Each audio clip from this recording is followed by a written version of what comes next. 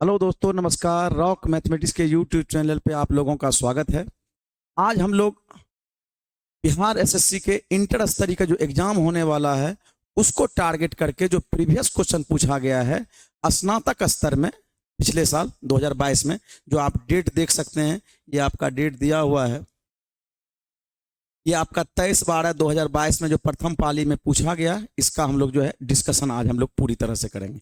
और इससे ये डिस्कशन जो हम लोग करेंगे, इससे आपको जो है जो एग्जाम होने वाला है उसके सिलेबस को समझने में, उसको क्वेश्चन के पैटर्न को समझने में आपको बहुत मदद मिलने वाला है। ठीक है, तो आज हम लोग इसको देखेंगे। और इससे पहले हम लोग जो है, आप एक वीडियो और भी हम इस पे बना चुके हैं बिहार एसएससी पे, वो भी आप लोग देखेंगे जो हम लोग को यहाँ पढ़ा हुआ है। अगर आप मेरे चैनल पे नए हैं रॉक मैथमेटिक्स क्लासेस पे, तो आप चैनल को सब्सक्राइब कर सकते हैं। और आप जितना भी बिहार एसएससी का अब एग्जाम, मतलब ये एग्जाम जो ये अभी होने वाला है, उस पर जितना भी अब अपडेट आएगा आपको जो है मिलते रहेगा। ठीक है, तो हम लोग जो है आते हैं। अब हम लोग जो है इसका सवाल क्या क्या पूछा गया है ये हम लोग देखेंगे, किस किस तरह का सवाल इस पे है। और हमको लगता है आज का सेशन आपको बेहतरीन लगने वाला है, देखेंगे। चलिए, ये है मैथ रीजनिंग का न्यू बैच स्टार्ट हो रहा है 11/12 से। तो 11/12/2023 से, यानी सोमवार से। तो अगर आप लोग नए हैं, अगर ऑफलाइन पढ़ना चाहते हैं, ऑनलाइन पढ़ना चाहते हैं, तो आप आके पढ़ सकते हैं, कोई दिक्कत नहीं। ठीक है, और बाकी जो है फाउंडेशन बैच तो अभी चलेगा है, लक्ष्य बैच भी चल रहा है, एक अलग से जो है टारगेट बैच जो बिहार एसएससी के लिए है, जो जीडी के लिए, दोनों के साथ साथ कॉम्बिनेशन चल रहा है। और अगर उसमें आप जो है एडमिशन लेना चाहते हैं, तो आप मेरे मतलब ऐप पे भी जो है आप जुड़ सकते हैं। और ऐप का नाम है रॉक कॉम्पिटिटिव क्लासेस। ठीक है, चलिए, तो आज हम लोग का पहला सवाल है। बिल्कुल आप शुरू से अंत तक अगर बने रहेंगे तो आपको, हमको लगता है कि आपको सॉल्यूशन जब देखेंगे तो बहुत सारा सवाल को आप देख के ही बनाने का जो है, मतलब हमको लगता है आप में कैपेसिटी आ जाएगा कि आप सब सवाल को देखेंगे और सवाल आसानी से बन जाएगा। तो आइए देखते हैं, आज का पहला सवाल है। कहता है दो संख्याओं का योग 36 है और उनका गुणन यानी गुणनफल है, यानी उनका गुणनफल 315 है, तब दोनों संख्याओं का निरपेक्ष अंतर कितना होगा ये बताइए। एक तो होता है फॉर्मूला तरीका जो आप बचपन से पढ़े हुए हैं, ठीक है। और दूसरा तरीका है कि आप वैल्यू को एज्यूम करके बनाए, यानी आप जो है वैल्यू को पुट करके बनाए। जैसे हम लोग का ऐसे देखें कि दो संख्याओं का योग दिया हुआ है, मान लेते एक संख्या है x, दूसरा संख्या हम लोग का y, तो ये हो जाएगा हम लोग का 36। दोनों संख्या का योग दिया हुआ है 36। अब कहता है दोनों संख्याओं का गुणनफल दिया हुआ है, दोनों संख्याओं का गुणनफल दिया है आपको 315। दोनों संख्याओं का गुणनफल दिया हुआ है 315। हम देखें कि ऐसा कौन सा नंबर लें। देखिए, बाकी आप फार्मूला बेसिस पे भी सवाल को बना सकते हैं, हम ऐसे बताते हैं कि आप किस तरह से देखिए सोच के सवाल को बना सकते हैं। तो ये है 315। 315 का हम गुणनखंड करते हैं। 315 का अगर हम लोग गुणनखंड करें तो देखिए ये क्या होने वाला है। ये 5 से लगाए, 5 6 का 30, 5 तिया 15, फिर हम लोग 7 से, 9 से, फिर 3 से, और ये हम लोग का 3। अब हम सोचें कौन दो संख्या लें कि हम लोग को गुना करने पर, गुना कर तो सबको गुना करेंगे तो हम लोग को 315 आएगा ही, लेकिन हम लोग दोनों को जोड़ें तो हम लोग को 36 आ जाए। तो हम संख्या एज्यूम करते हैं 5 तिया 15 और 7 तिया 21, यानी हम लोग संख्या एज्यूम किए 15 और कितना 21, 15 और 21। एक संख्या को अगर हम 15 मानेंगे तो दूसरी संख्या को हमको 21 लेना पड़ेगा, और ये हम जोड़ें तो 36 आ रहा है। दोनों को जोड़ें तो हम लोग का 36 आ रहा है। इसका मतलब कहता है इस संख्या का अंतर कितना होगा। अंतर मतलब बड़ा में से छोटा घटा देंगे, अंतर हो जाए, अंतर देखेंगे तो हम लोग का अंतर हो जाएगा 6 का। आंसर हो जाएगा कितना, सी नंबर आंसर, यानी 3 नंबर आंसर। ठीक है, उम्मीद करते हैं। और आपको ये सवाल इसीलिए हम इस पे बताए कि आप जो भी इस पे सवाल बनने वाला है, यानी जैसे भी कोई भी सवाल अगर इस पे आता है तो हमको इस बात को हम देखते रहते हैं कि भाई इस तरह के सवाल इस पे बनता है कि नहीं बनता है। एकदम बिल्कुल अगर आप इस तरह के सवाल को सोच के अगर बनाना चाहते हैं तो आराम से सवाल बन जाता है, कोई दिक्कत नहीं। तो जब भी आज के बाद सवाल, ऐसे सवाल आवे, तो आप जो है गुणनखंड कर लिया कीजिए और जोड़ देखा कीजिए, या अंतर जो भी हुआ करे सवाल का, जो है इस तरह से आप इसको बना सकते हैं। ठीक है, चलिए अगले सवाल की ओर बढ़ते हैं, नेक्स्ट सवाल की ओर। ये सवाल है 64 का स्क्वायर घटा 36 का स्क्वायर, 64 का स्क्वायर घटा 36 का स्क्वायर और बराबर दिया है 20z। तो कहता है z का मान क्या होगा। तो हम लोग ये चर्चा करें भाई, दोनों का स्क्वायर है तो आप जानते हैं ऐसा कि a square minus B square बराबर होता है एक बार प्लस में और एक बार माइनस में, ऐसा होता है वैल्यू। यानी इसका मतलब है ए स्क्वायर माइनस बी स्क्वायर बराबर होता है एक बार प्लस और एक बार माइनस, इसका वैल्यू होता है। तो हम लोग यहां से देखें दोनों को तो इसका मतलब हम लोग कह सकते हैं एक बार जुटेगा और एक बार घटेगा। एक बार जुटेगा तो कितना होगा, आप देखिए 64 36 जोड़ेंगे तो ये हो जाएगा हम लोग का 100 और गुना, ये बीच में देखिए इंटू है यानी गुना का है। तो हम लोग ये फिर करें 64 में से 36 घटा दें, 14 में से 6 गया 8 और इधर बच गया आपका 2 यानी 28 बराबर 20z हो जाएगा। अब हम लोग ये इधर से कटा सकते हैं, 20 पंचे कटावे 20 पंचे 100 और इधर गुना करें 5 चौके 20, 8 पंचे 40, 5 दूनी 10, 10 4 14 यानी z का वैल्यू हम लोग देख रहे हैं कि z का वैल्यू हमको पता चल गया है 140 है। तो इसका आंसर z का वैल्यू क्या होगा 100। ठीक है, उम्मीद करते हैं कि ये समझ में आया है। ठीक है, आप लोग दोस्त बने रहें और हमको लगता है कि आपको बेहतरीन तरीका से, जिसका भी मैथ कमजोर है और हमको मैथ का बहुत ज़्यादा एक्सपीरियंस है कि आपको किस किस तरह का सवाल को कैसे कैसे अप्रोच से बनावें कि सवाल बन जाए। और ऐसा सवाल अगर आ भी जाए एग्जाम में तो वो सवाल आपसे नहीं छूटेगा। ठीक है, कोई भी सवाल अगर जिस जिस पैटर्न का बताएंगे, खाली पैटर्न को आप ध्यान रखिए। बिहार का एग्जाम होता है ना, उसका पैटर्न अलग होता है और बिहार एसएससी सीजीएल का जो होता है थोड़ा सा उससे पैटर्न अलग होता है। इसका क्या होता है, थोड़ा बेसिक लेवल का सवाल लेता है, उसमें जो है थोड़ा सा लेवल धीरे धीरे बढ़ाता है। इसमें लेवल जो है सब लगभग एक लेवल का रहता है हर चैप्टर का। तो आप उस बात को समझने की कोशिश कीजिए। कभी कभी एक दो सवाल ऐसा होता है थोड़ा सा घुमा फिरा रहता है, तो वो सब हम लोग समझने की कोशिश करेंगे। और आप अगर वीडियो देख रहे हैं तो आपको अच्छा लगे तो आप निश्चित रूप से चैनल को जो है, अगर नए हैं तो चैनल को सब्सक्राइब कीजिए और जो है अगर आप पहले से देख रहे हैं तो वीडियो को लाइक किया कीजिए। ठीक है, चलिए नेक्स्ट सवाल है ऐसा, टाइम एंड वर्क का सवाल है। देखिएगा, x 10 दिनों में 1/5 काम कर सकता है, x 10 दिनों में 1/5 काम कर सकता है, y 60 दिनों में 60% काम कर सकता है और z 12 दिनों में 1/3 काम कर सकता है। तो कौन सबसे पहले काम पूरा करेगा। ठीक है, ये देखा जी। तो कहता है 10 दिनों में, यानी x है, y है और z, x y z है। अब हम लोग बात करें भाई क्या क्या हो रहा है, हम लोग यहां से करेंगे। कहता है कि x जो है 10 दिन में 1/5 काम, यानी 1/5 काम करता है x 10 दिनों में, 10 दिनों में। तो हम पूरा एक जो काम होता है ना वो पूरा होता है, एक काम करेगा कितने दिन में, 50 दिन में। देखिए x जो है पूरा काम करेगा 50 दिन में, एक मतलब होता है पूरा काम। फ्रैक्शन में कोई भी चीज होगा तो उसका एक जो वैल्यू होता है वो पूरा काम होता है।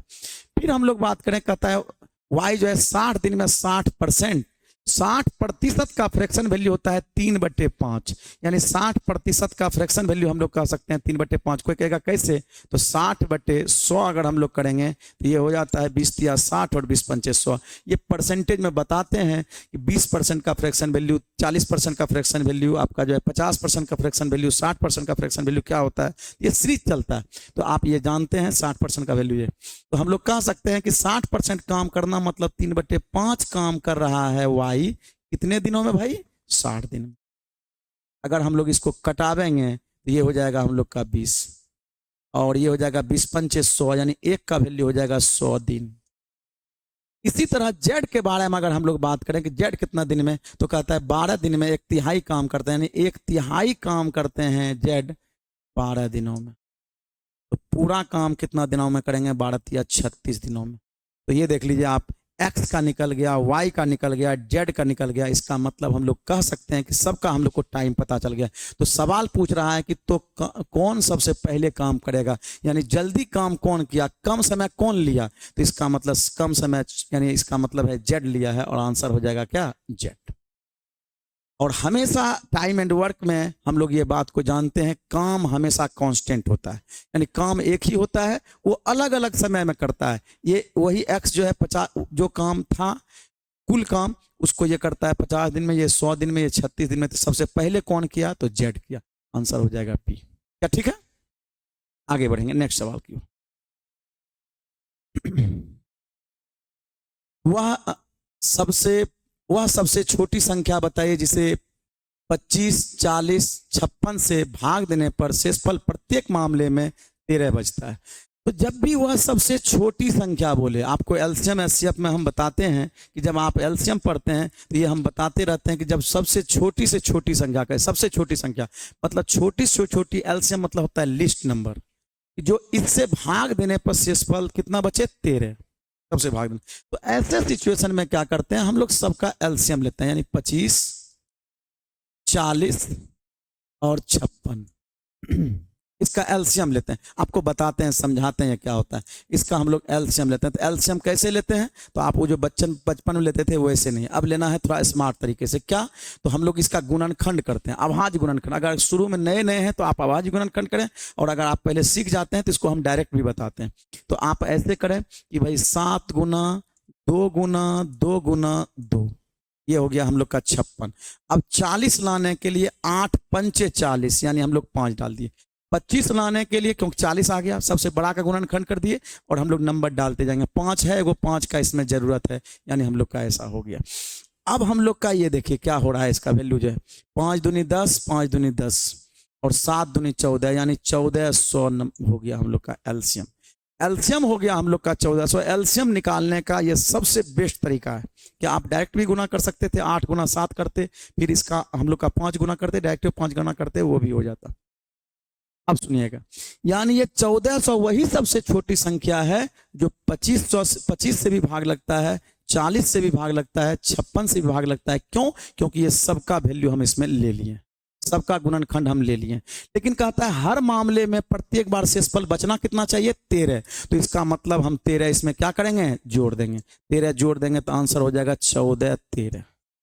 ठीक है, तो इस सवाल के लिए आपका ये अप्रोच जो है बेस्ट अप्रोच है, और ये अप्रोच से बना सकते हैं। कभी कभी हम कहते हैं कि इसका ऑप्शन से भी देख लेने के लिए, लेकिन ऑप्शन से हम तब बताते हैं जब हम लोग ये कहते हैं कि 9 का कुछ गुणज 3 का गुणज का चर्चा आता है तब। लेकिन 3 का और 9 का गुणज इस सवाल में ज़्यादा नहीं है, तो हम लोग कोशिश करेंगे कि भाई इसको तरीका से ही बना लें, तब बना सकते हैं। नहीं तो बाकी आप देखिए 25 से भाग दीजिए, कौन सा ऐसा संख्या है जो कि आपको शेषफल 13 छोड़ता है, तो वैसा भी सोच के आप बना सकते हैं, कोई दिक्कत नहीं। ठीक है, तो ये आपका आंसर हो जाएगा डी नंबर। ठीक है, उम्मीद करते हैं कि आपको बढ़िया से बात समझ में आ गई होगी। तो जब जब सवाल में कहे कि क्या जोड़ी जाए, तो आपको जो है 13 जोड़ देना है। शेषफल क्या बचे, तो ये हम लोग का शेषफल को जोड़ देना है, आपका आंसर आ जाएगा। चलिए आगे बढ़ते हैं नेक्स्ट सवाल की ओर। ये फिर टाइम एंड वर्क का सवाल आ गया है। कहता है कि यदि ए और बी मिलकर 20 दिन में कोई काम करता है, यानी कोई काम, एक ही काम है, ए भी मिलके करता है 20 दिन में, और वही काम को बी अकेला करता है 25 दिन में, तो ए अकेले उस काम को कितने दिनों में पूरा करेगा, ये बताएंगे। ए बी और ये हम लोग का ए बी करता है किसी काम को 20 दिन में, और ए करता है, अकेला करता है तो 25 दिन में करता है। सॉरी, बी अकेला करता है, तो बी अकेला करता है तो 25 दिन में। ये हम लोग का लिया है 20 दिन और ये हम लोग का है 25 दिन। दोनों का हम लोग एलसीएम ले लेंगे, एलसीएम हो जाएगा 100। एलसीएम ले लेंगे, एलसीएम हो जाएगा 100। अब हम लोग क्या करेंगे, 100 में 20 से भाग देंगे। 100 में अगर 20 से भाग देंगे, क्योंकि वर्क में हम अगर टाइम से भाग देते हैं तो इफिशियंसी निकलता है, और इफिशियंसी निकल जाएगा 5। फिर वर्क में भाग देंगे टाइम से, इफिशियंसी निकल जाएगा ये 4। अब हमको बताइएगा, यानी ए बी का ताकत 5 है, यानी काम करने का दर इसका 5 है, और इसका काम करने का दर 4 है, इसका इफिशियंसी 4 है। इसका मतलब है अगर हम ए बी के ताकत में से बी का ताकत घटा देंगे तो निश्चित रूप से ए का ताकत आएगा, ए का, क्योंकि ए बी में से बी देखिए ये 5 है दोनों मिला के, और बी अकेला इसमें 4 है, तो ए का क्षमता हो जाएगा 1। अब हम लोग कहेंगे भाई, कहता है ए अकेला कितने दिन में करता है, तो हम लोग का वर्क कितना दिया हुआ है, वर्क दिया है 100, और एक कितना इफिशियंसी करता है, तो एक करता है हम लोग का एक इफिशियंसी से, क्योंकि इसका इफिशियंसी पता चल गया, तो एक का टाइम हमको पता चल गया कि एक कितने दिन में करेगा, आंसर हो जाएगा 100 दिन। क्या ठीक है, समझने में कोई दिक्कत? ऐसे सवाल में हम लोग जो है आसानी से ऐसे बना सकते हैं, कोई दिक्कत नहीं। तो आपको ये समझना होगा टाइम एंड वर्क में वर्क कांस्टेंट होता है। दूसरा बात आप ये समझेंगे इफिशियंसी डायरेक्टली प्रोपोर्शनल होता है टाइम के, और इन्वर्सली प्रोपोर्शनल होता है, इफिशियंसी इन्वर्सली प्रोपोर्शनल होता है टाइम के, और ई बराबर हो जाता है जब हम लोग कांस्टेंट मतलब प्रोपोर्शनल को हटाते हैं तो W गुना 1/t, और कोना कोनी गुना करते हैं E गुना T बराबर W। अब W तो कांस्टेंट है। अब अगर हमको टाइम चाहिए तो वर्क में हम भाग देंगे एफिशिएंसी से, तो हमको निकल जाएगा क्या, टाइम। तो ऐसे सिचुएशन में ये सवाल पूरा कॉन्सेप्ट जो है, पूरा चैप्टर इसी कॉन्सेप्ट पर बन जाता है, और सवाल मतलब जब भी होगा तो वर्क कांस्टेंट होगा और सवाल आसानी से बन जाता है। ठीक है, चलिए ये सवाल है और मिश्रण का सवाल है, आप इसको देखें। क्या सवाल है कि 3 मिश्रणों में दूध और पानी का अनुपात क्रमशः 2-3, 3-1 और 4-5, जिनको 2-3-4 के अनुपात में मिलाया जाता है। तो नए मिश्रण में दूध और पानी का अनुपात क्या है, तो ये हम लोग को पूछ रहा है। तो आइए, सवाल थोड़ा सा कैलकुलेटिव है, क्योंकि हम लोग का लग रहा है डेटा देख के भी लग रहा है, ऑप्शन देख के लग रहा है कि कैलकुलेटिव है, और सवाल में कह भी रहा है कैलकुलेशन, तो कुछ तेज कैलकुलेशन है इसमें। तो आप देखते हैं इस सवाल को कैसे बनाते हैं।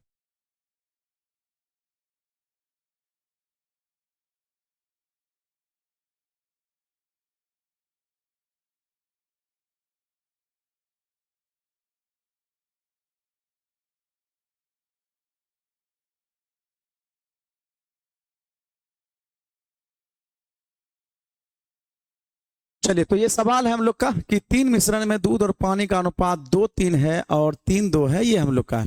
तो पहले हम लोग का यहां से कहेंगे कि भाई ये अनुपात तो हम लोग का दिया हुआ है, लिख देते हैं यहाँ पे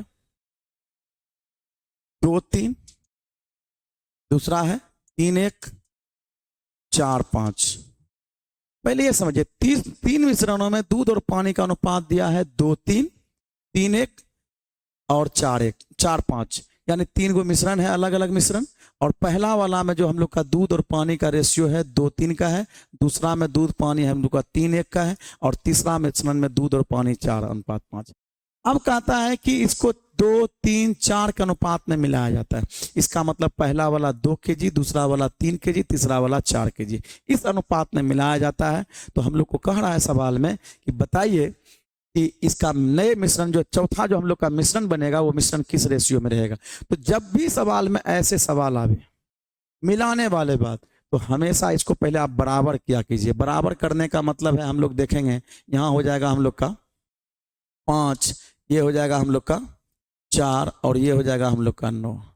तो हम लोग इसको सबको बराबर करना चाहते हैं। तो चूंकि सब देखिए, अगर गुना करें तो ये सब को प्राइम नंबर का ग्रुप बन रहा है, को प्राइम नंबर का, यानी हम लोग का जो है एलसीएम निकालना, सब गुना हो जाएगा। तो ऐसे सिचुएशन में बराबर करने के लिए 5 है, तो यहाँ उल्टा गुना कर दिया कीजिए आप, जो है ऐसे उल्टा गुना कर लें हम लोग। ये 9 चौके 36, 36 इसमें गुना कर लेते हैं। देखिए सबका एलसीएम लीजिएगा 180 आएगा। इसमें हम लोग का क्या करें भाई, अगर इसको गुना करें तो 9-5 45 गुना कीजिए, ये देखिए इसको गुना कीजिए 5 चौके 20, ये देखिए सब बराबर हो गया, 180 180 180। ठीक है, ऐसा हो गया। अब लेकिन हमको मिलाना किस रेशियो में था, 2-3-4 के अनुपात में। ये था 2 kg, ये था हम लोग का 3 kg, और ये था हम लोग का 4 kg, इस अनुपात में मिलाना था। तो हम लोग नया रेशियो ले लेते हैं कि नया रेशियो हम लोग को क्या आने वाला है, क्या हम लोग का देख रहे हैं। तो ये हो जाएगा 36 दूनी 72। तो हम लोग का ये हो जाएगा, यहाँ लिख देते हैं हम डायरेक्ट, आप यहाँ भी जगह रहता तो हम लिख देते, लेकिन जगह वहाँ नहीं मिल रहा है, तो यहाँ लिख देते हैं 36 दूनी 72, 72 दूनी 144 अनुपात। कुछ कटे तो कटा भी लीजिए, लेकिन कुछ कॉमन किसी में है नहीं जो कटने वाला, जो कट सके, इसलिए मतलब हम लोग को पूरे पूरे लेना पड़ेगा। तो ये हो जाएगा हम लोग का 36 दूनी 72, 72 दूनी 144, फिर हम लोग का 36 दूनी 72, 72 तिया, ये हो जाएगा आपका 216। और फिर हम लोग का कहें इसको गुना करें तो 45 गुना 3 135, 135 तिया गुना करेंगे 135 तिया, तो हम लोग का हो जाएगा 405 अनुपात। ये हो जाएगा 45, ये हम लोग का 135 है, 135 गुना 1 हो जाएगा 135, और फिर हम लोग का ये हो जाएगा 20 चौके 80, 80 चौके 8 चौके 32, 320, और ये हो जाएगा आपका 20 पंचे 100 चौके, यानी इसका मतलब है 400। अब हम लोग यहाँ से देखें कि सबका हम लोग रेशियो निकालना है, तो क्या आ जाएगा दूध और पानी। तो इसका मतलब सबको जोड़ें तो ये हो जाएगा 9, ये हो जाएगा हम लोग का 6, ये हो जाएगा हम लोग का 8, और ये रेशियो निकालें 6 5 11, ये हो जाएगा 5, और ये हो जाएगा आपका 4 2 6 1 7, यानी 751। कौन सा ऑप्शन आपका आ रहा है ये देख लीजिए, ये आपका ऑप्शन नंबर 4 आ रहा है।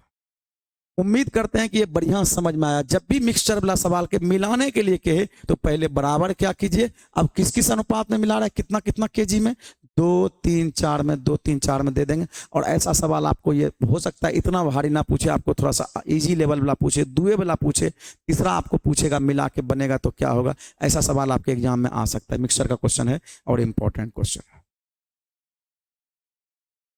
चलिए ये सवाल देखा जाए भाई। और आप लोगों को भाई फिर से हम बोल रहे हैं कि अगर आपको वीडियो अच्छा लग रहा है तो आप लोग लाइक जरूर किया करें और ज़्यादा से ज़्यादा ग्रुप में भी शेयर किया करें, ताकि जो है, ताकि आप लोगों के आप ज़्यादा रिस्पांस मिलेगा तो हम ज़्यादा से ज़्यादा आपके लिए काम कर पाएंगे। ठीक है, आपका जो अगर प्यार मिला ज़्यादा तो हम चाहेंगे नहीं, आपके लिए ज़्यादा वर्क करें, ज़्यादा मेहनत करें हम आपके लिए।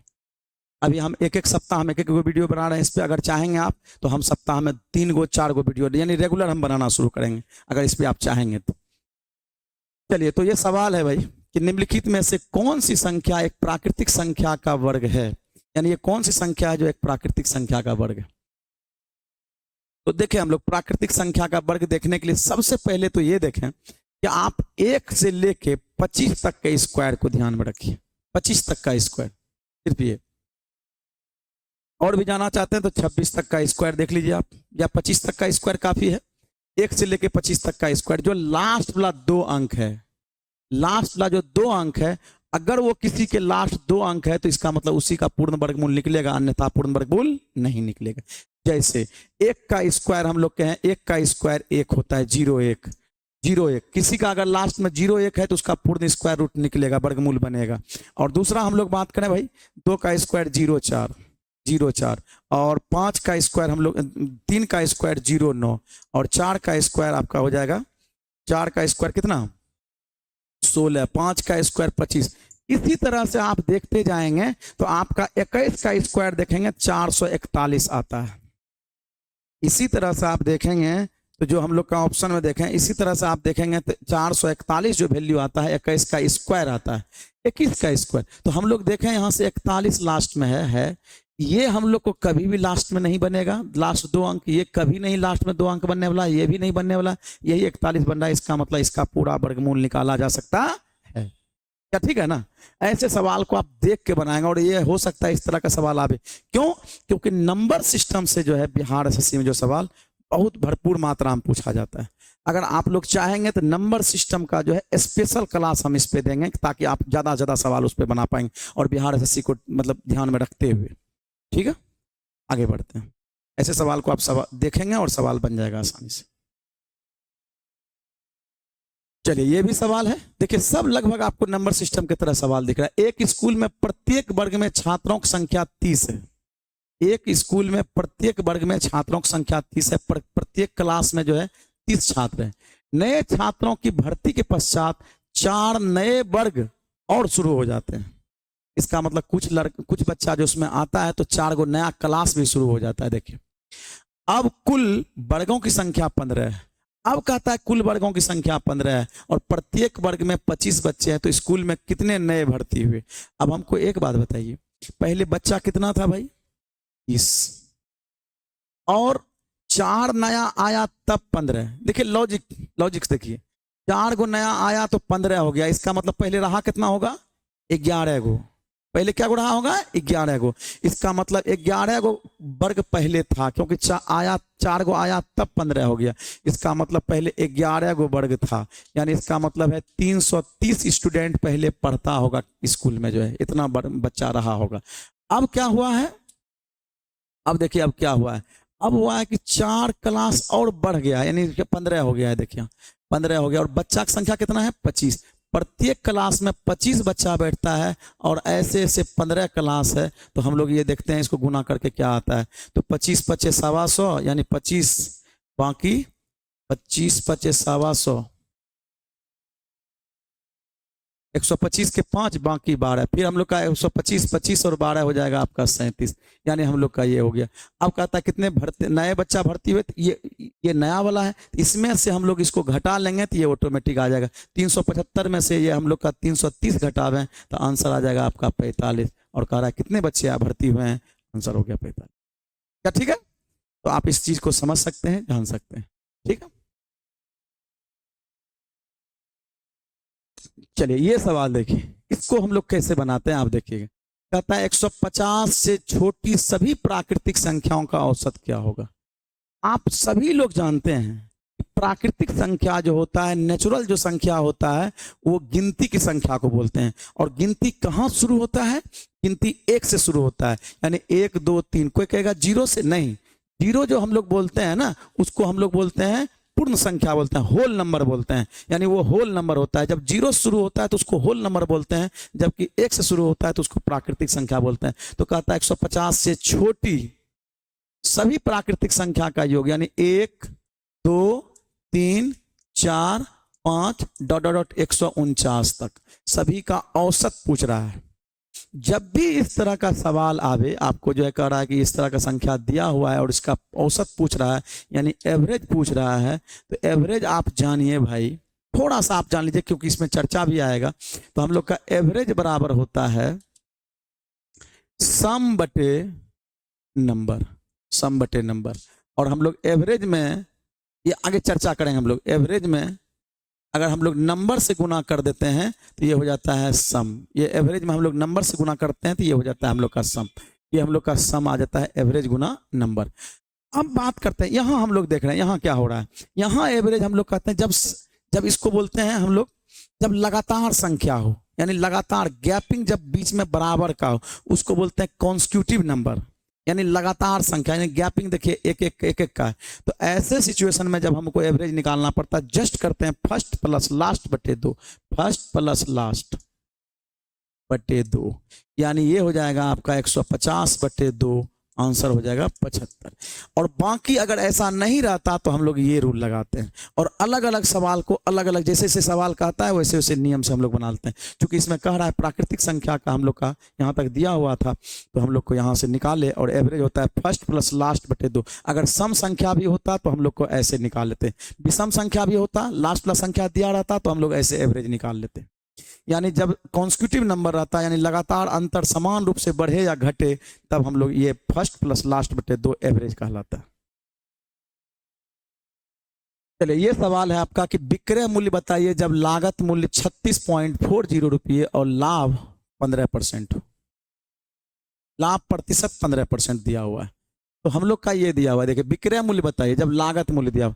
एक बात जानिए, जब हम लोग प्रॉफिट लॉस पढ़ते हैं तो हम लोग जानते हैं, यहीं से सवाल शुरू होता है प्रॉफिट लॉस में, कि सीपी दिया है और उसका लाभ परसेंट दिया है, तो उसका विक्रय मूल्य बताइए क्या होगा।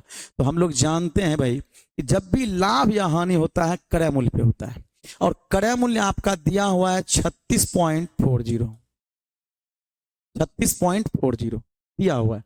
अब इस पे कहता है लाभ बताइए। देखिए लाभ 15% का फ्रैक्शन वैल्यू होता है। आप ये जानिए कि भाई 15% का फ्रैक्शन वैल्यू जो हम लोग का होता है 3 बटे हम लोग का होता है 20। ये देख लीजिए आप, 15% मतलब 15/100, यानी 3 बटे ये हो जाएगा हम लोग का 20, यानी 3/20। इसका मतलब ये हो गया, हाँ आप ये कहेंगे कि भाई यहाँ लाभ करा हुआ है, इसका मतलब 20 का चीज 3 रुपया बढ़ा के लेता है, यानी 23 रुपया में, यानी 23/20, 23/20। तो हम लोग कहता है कि जैसे ही एक क्रय मूल्य था, ये तो खाली लाभ का था, खाली लाभ का था तो 3/20 लिख लेते, लेकिन कहता है विक्रय मूल्य बताइए तो 20 में 3 जोड़ के, यानी 23 बढ़ गया, लाभ 3 रुपया बढ़ गया है, तो ये हो गया 23/20। ये हम लोग कर लें। अब यहाँ से हम लोग का 2 से कटा दें, ये 10, और 2 से कटा दें 18 दूनी 36.2। पॉइंट के बाद कोई जीरो नहीं हो लिखे तो कोई दिक्कत नहीं है, एक अंक में लिख दें। अब इसको गुना करते हैं, एक अंक के बाद पॉइंट हम लोग और बढ़ा देंगे उधर। और ऐसे भी देखें कौन सा, अब गुना करने पर देख रहे हैं कि हम लोग का नंबर उस तरह का आने वाला है और 2 अंक में आने वाला है। कौन सा ऐसा ऑप्शन है जो 2 अंक में है पॉइंट पीछे से, तो यही आपका आंसर है। आंसर हो जाएगा 4 नंबर। गुना करिएगा तो ये 4186 आएगा। एक अंक में पहले पॉइंट है, नीचे में 10 है, 2 अंक के बाद पीछे से पॉइंट हो जाएगा। ठीक है, तो ये आपका आंसर होगा। ऐसे सवाल को आप देख के भी, कैलकुलेशन देख के भी आपको समझ सकते थे क्या हो रहा है।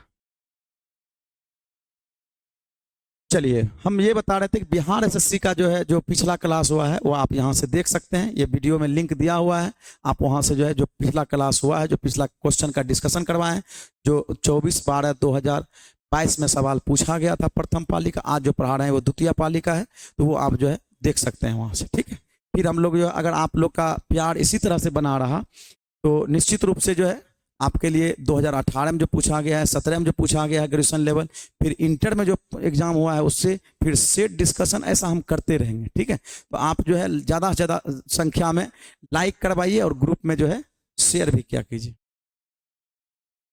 चलिए सवाल है भाई, एक वृत्त की त्रिज्या में 3% की वृद्धि हुई है। एक वृत्त की त्रिज्या में 3% की वृद्धि हुई है, तो उसके क्षेत्रफल में कितने % की वृद्धि हुई है? तो आप ये जानिए भाई कि हम लोग का जानते हैं वृत्त का क्षेत्रफल जो होता है, एरिया जो होता है वृत्त का, ये होता है pi R square. Pi R square, ये पाई तो देखिए कांस्टेंट ही है, और आर देखिए कितने बार गुना हुआ है, आर स्क्वायर मतलब आर गुना आर, 2 बार गुना हुआ है। तो आप परसेंटेज का थोड़ा भी बात जानते होंगे तो ये जानते होंगे कि ए बी फार्मूला इसमें लगता है, यानी 2 चीज जब गुना में रहता है परसेंटेज में वृद्धि होता है, तो हम लोग का जो ए बी फार्मूला लगाते हैं। तो ए बी फार्मूला क्या होता है? ए बी फार्मूला क्या है? A plus B plus A B बटे नीचे में 100, ये हम लोग का होता है, ये रिजल्ट देता है, यही हमको रिजल्ट आता है। तो यहाँ हम लोग देख रहे हैं कि आर गुना आर तो हुआ है, आर गुना आर का वैल्यू हम लोग यहाँ पे रखेंगे। कितना % त्रिज्या में वृद्धि हो रहा है? 3%। तो यहाँ हम लोग रखेंगे 3 + 3 गुना 3 बटे नीचे में 100। ये हो गया 3 3 6, अब प्लस ये हम लोग का 3 3 9, और 2 अंक के बाद पॉइंट, हम लोग का पॉइंट बिठा दिए, तो ये हो जाएगा हम लोग का 6.09%। और आंसर आपका हो गया 2 नंबर। ठीक है, चलिए नेक्स्ट सवाल है हम लोग का। अगला सवाल क्या है ये देखा जाए।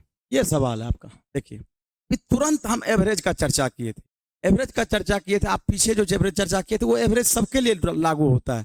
आप ये कहते हैं कि एवरेज बराबर जो हम लोग का होता है, एवरेज बराबर सम बटे नंबर, और अगर हम लोग एवरेज में नंबर से गुना कर लेते हैं तो ये हो जाता है सम, यानी योग। यानी एवरेज को अगर हम लोग नंबर जितना संख्या है उससे गुना करते हैं तो हम लोग का ये, यानी सम ऑफ आइटम्स भी कह सकते हैं, यानी जितना आइटम्स है, जितना वस्तु है उसका योग बटे नंबर ऑफ आइटम्स, जितना आइटम्स की संख्या है वो। तो ये हम लोग कहता है एवरेज गुना नंबर कर देते हैं तो हम लोग का सम आ जाता है, सभी का योग आ जाता है। तो आप ऐसे कहें, ये देखिए हम लोग का ये दिया हुआ है औसत, तो सबको जोड़ लेते हैं। इसके औसत क्या वो संख्या है, इसको गुना कर देंगे तो ये संख्या के बराबर आ जाएगी। तो 7 5 और 7 12, 12 और 9 ये हम लोग का हो जाएगा 21, 21 और 15 हो जाएगा 36, और ये हो गया हम लोग का 36 + x बराबर संख्या क्या को था 3 2 5, यानी हम लोग का यहाँ हो जाएगा 50। यानी देख लीजिए क्या, ठीक है। तो ये हम लोग का x का वैल्यू निकाल सकते हैं। 50 में से 36 जाएगा, 50 में से 36 जाएगा तो हो जाएगा कितना 14। ये हम लोग का x का वैल्यू 14 आ गया। तो जहां हम लोग का x लिखा हुआ है यहां अब हम 14 भी लिख दें तो कोई दिक्कत नहीं है, क्योंकि आगे कहता है तथा 17 8 19 16 14 y और 4 का औसत 12 है। ये देखिए अब x तो हम फाइंड कर लिया, अब कहता है y का वैल्यू फाइंड करने के लिए तो हम लोग सबको जोड़ते हैं कितना आता है। तो ये हो जाएगा आपका 17 और 8 ये हो गया 25, 25 और 19 हो जाएगा आपका 44, 44 और 16 हो जाएगा 60, 60 और 14 हो जाएगा आपका 74, 74 और 4, 74 और 4 हो जाएगा आपका 78। यानी हम लोग का हो जाएगा y + 78। देख लीजिए संख्या क्या को था 3 और 3 6, यानी 6 को संख्या है तो ये हो जाएगा बरसते 84। 7 को संख्या 3 2 5 5 2 7, यानी 7 को संख्या है तो इसका मतलब है 12 गुना हो जाएगा हम लोग का 7 बरसते 84। तो y हम निकालना चाहते हैं 84 में से 78 हम लोग घटा दी, ये हो जाएगा आपका 6। यानी हम लोग कह सकते हैं कि y का वैल्यू कितना होगा, तो y का वैल्यू 6 होगा। क्या ठीक है, उम्मीद करते हैं कि ये बात समझ में आया। दो बार एक बार x का वैल्यू निकालना था और x का वहां पुट करके y निकालना था, तो खाली कैलकुलेशन दिया है कि आपको कैलकुलेशन करने के लिए आता है कि नहीं आता है, यही चीज इसमें जो है दिया हुआ। चलिए नेक्स्ट सवाल है, और ये देखिए रिमाइंडर थ्योरम का सवाल है और बढ़िया सवाल है, इसको आप देखें। तो पहला सवाल है हम लोग का, ये सवाल है 14 21 गुना 14 32, ये 23 14 25 डिवाइड बाय 12, कहता है इसका रिमाइंडर क्या होगा। ठीक है, तो रिमाइंडर थ्योरम एक पूरा कॉन्सेप्ट है, अलग अलग। रिमाइंडर थ्योरम का ये बेसिक सवाल दिया हुआ है, बिल्कुल बेसिक सवाल है। तो क्या करते हैं, इसमें हम लोग भाग देते हैं, 12 से भाग देते हैं कि 12 से हम लोग भाग देके इसको देखें हम लोग का मतलब इसका वैल्यू क्या हो सकता है। अगर कोई कटे इसको तो कटा भी सकते हैं, लेकिन 12 से कोई यानी कटता है क्या? देखिए 12 से कोई कटता है? ये 3 1 4 1 5 5 2 7 1 8 यानी नहीं कटता है। 3 हम लोग का होना चाहिए, ये 9 5 4 9, हाँ ये कट जाएगा आपका 3 से। तो 3 से कट जाएगा तो इसको कटा लीजिए, 3 चौके 12 और 3 से 3 चौके 12 बचा कितना? 2, 3 सते 21, 3 पचे 15। ये हम लोग का कट रहा है, गुना में है तो हम लोग कटा भी लिए, अब नहीं कट रहा है। अब हम लोग क्या करें, भाग दें इससे, 4 से भाग दें, यानी 4 से भाग। और 4 का नियम होता है कि शेषफल देखने के लिए या कुछ भी करने के लिए लास्ट 2 अंक में हम लोग भाग देते हैं। लास्ट 2 अंक में भाग दें, इसमें ये देखिए यहाँ से, ये हम लोग का शेषफल 1 हो जाएगा, ये हम लोग का शेषफल हो जाएगा 3, और ये हम लोग भाग दें तो शेषफल लास्ट 2 अंक में 4 एकम 4 बचा 3, 4 अठे 32, हम लोग का शेषफल कितना? अब हम लोग गुना करें, 3 गुना 3, 3 तिया 9, 9 एकम 9, ये हो गया 9/4, 9/4 हो गया। अब हम क्या करें, 4 से इसमें भागते हैं, फिर 9 में भागते हैं, तो ये हो जाएगा हम लोग का 1/4, 1/4। अब बात को समझिएगा, क्योंकि हम अपने मन से क्या किए थे, कटाए थे, नीचे में कटाए थे, यानी 3 से कटाए थे, यानी 3 नीचे में पहले था कितना, एक्चुअल में ये समझिए आप, नीचे में पहले कितना था, भाग कितने देना था, 12 से, तो नीचे में हमको एनी हो 12 होना चाहिए। तो 12 होने के लिए ऊपर नीचे, यानी नीचे में 12 बनाने के लिए 3 से गुना, तो ऊपर भी हम लोग 3 से गुना कर देंगे, यानी आंसर हो जाएगा 3/12, और यही 3 आपका क्या है, रिमाइंडर है। आंसर हो गया B number, B for ball. ठीक है, उम्मीद करते हैं कि ये बात समझ में आया है, और ये सवाल को आप इस तरह से आसानी से सोच के बना सकते थे, और ये बेहतरीन तरीका है बनाना। इसको हम लोग कैंसिलेशन विधि भी बोलते हैं। आपको हम उम्मीद करते हैं कि ये आपको सवाल सॉल्यूशन आपको बहुत अच्छा लगा होगा, क्योंकि ये बेहतरीन सॉल्यूशन है इसका। चलिए ये देखा जाए भाई, सवाल है कि 3 संख्याओं के वर्गों का योग 138 है। 3 संख्या के वर्गों का योग 138 है, जबकि यदि 2 संख्याओं को एक साथ लिया जाए तो उनके गुणनफल का योग 131 है। तो संख्याओं का योग क्या है? तो हम लोग यहां से कह सकते हैं भाई, योग दिया हुआ है 3 संख्या के वर्गों का योग, 3 संख्या है तो मान लिया 3 संख्या हम लोग का a² b² c² दिया, और इसका योग दिया हुआ है 138। अब हम लोग का कह रहा है कि इसका इनके गुणनफल का योग, यदि 2 संख्याओं को एक साथ मिला दिया जाए तो उनके गुणनफल का योग, कहता है यदि 2 संख्याओं को एक साथ मिला दिया जाए तो उनके गुणनफलों का योग, यानी AB plus BC plus CA बराबर दिया हुआ है आपका 131। ये दिया हुआ, तो आपसे पूछा क्या जा रहा है, संख्याओं का योग बताइए, यानी A plus B plus C, आप बताइए क्या होगा, ये सवाल है आपका। ठीक है, तो ऐसे सवाल को आप जब भी बनावे भाई, तो सवाल को क्या करें, आप देखिए इसमें वेरिएबल क्या गो है, 1 2 3, वेरिएबल है 3, लेकिन इक्वेशन क्या गो है, 2 ही इक्वेशन आपको फाइंड है। वेरिएबल 3, इक्वेशन 2, तो किसी एक को आप 0 कर दीजिए, या तो A को या B को या C को, तो किसी एक को, हम C को कर दिए 0, C को हम 0 कर दिए, इसका मतलब है यहाँ C 0 हो गया, ये C वाला जितना भाग होगा 0 हो गया, यानी AB बराबर इतना बचा, A² B² बच गया, ये हमको चाहिए।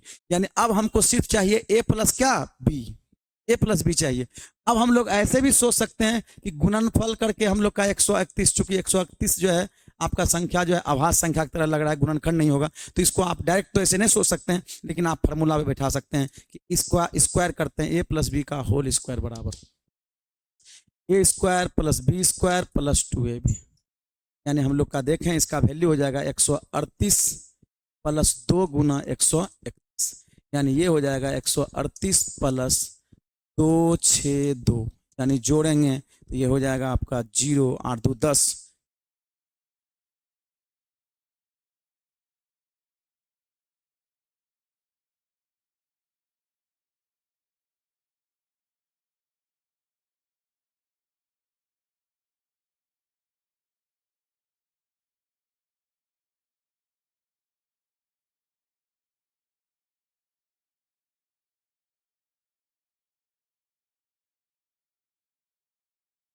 चलिए, तो ये आपका सवाल हो गया भाई।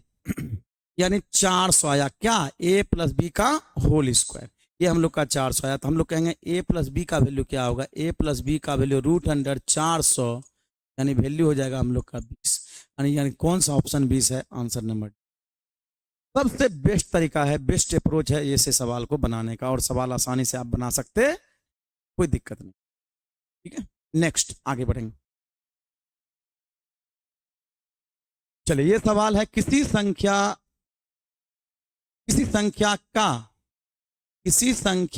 का 30% को 49 में जोड़ने पर वही संख्या प्राप्त हो जाती है।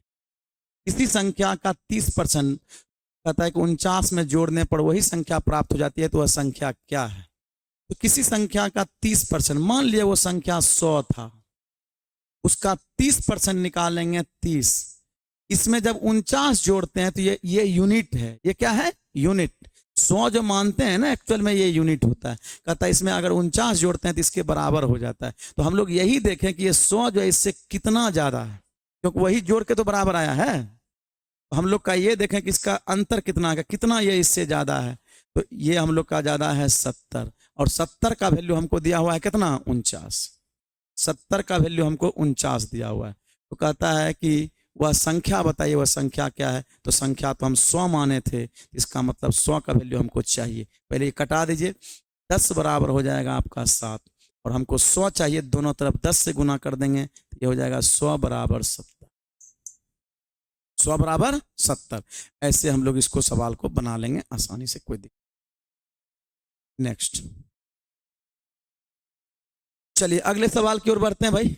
ये सवाल पाइप एंड सिस्टर्न का है। ये सवाल देखिए क्या कहना चाह रहा है कि एक पाइप अकेला टंकी को 40 मिनट में पूरा भर देता है, परंतु टंकी के पेंदे में छेद होने के कारण 20 दिन ज्यादा लेता है। तो छेद के कारण कितने दिनों में टंकी आधी खाली हो जाएगी। आप कभी कभी देखते होंगे घर उड़ में भी या जहाँ भी, कि आप जो है कोई भरने वाला नल लगा रहता है, और कहीं कहीं देखिए पेंदी में छेद हो जाता है। तो यही सवाल है कि हम लोग का टंकी है और पेंदी में छेद हुआ तो ये कैसा है। ये आपका टंकी दिया हुआ है, और इसमें जो है पेंदी में छेद लगा हुआ है। ये देखिए छेद हो गया, जो ये पानी निकाल रहा है, और इसमें भरने वाला एगो नल लगा दिया गया। ये भरने वाला नल है, इसमें पानी भरता है और ये खाली कर कहता है। ये एक पाइप अकेला टंकी को 40 मिनट में भर सकता है। यानी ए है, ये तो अकेला 40 मिनट में भर देता है। देखिए 40 मिनट में, 40 दिन में, 40 दिन में। और कहता है परंतु छेद टंकी के पेंदी में छेद होने के कारण 20 दिन ज्यादा समय लेता है। इसका मतलब ये है कि ये जो है छेद भी चल रहा है और ये दोनों चल रहा है। छेद को होल मान लें हम लोग, होल। छेद भी चल रहा है और ये दोनों चल रहा है, तब 20 घंटा ज्यादा लेता है। तो हम लोग इसको यहां समझते हैं, ए है और ए एच, यानी होल दोनों, ए और एच दोनों। इसका मतलब अगर ये भरता है तो ये 40 दिन लेता है, और ये कहता है कि दोनों मिल के चलता है। इसका मतलब ये भरने वाला भी भरता है और होल भी खाली करता है, तो 20 दिन ज्यादा समय लग जाता है। तो 40 और 20 कितना, 60। तो कहता है बताइए छेद के कारण कितने दिन में टंकी आधी खाली। अगर इसका मतलब है छेद ही चलते रहे तो आधा टंकी कितना दिन में खाली हो जाएगा, ये पूछ रहा है। तो ठीक है भाई, पहले तो हम लोग निकाल रहे हैं इसका एलसीएम जो वर्क है। तो ये हो जाएगा आपका एलसीएम 120, ये हो जाएगा आपका एफिशिएंसी 4 × 12 3, ये हो जाएगा हम लोग का 2।